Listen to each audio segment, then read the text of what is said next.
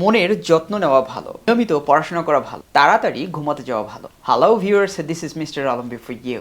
Today I'm going to show you the use of it's better to. So without any further ado, let's hop into the video. সাধারণত কোনো কিছু করা ভালো এই অর্থে it's better to use করা হয়. আর যখন আপনারা it's better to ইউজ করবেন, অবশ্যই it's better to এর পরে base form of the verb যোগ বাকি অংশ আপনাদেরকে ইউজ করতে হবে. So let's put it into sentences, then I think it will be clear. I would rather say very clear to you. For example, মনের যত্ন নেওয়া ভালো.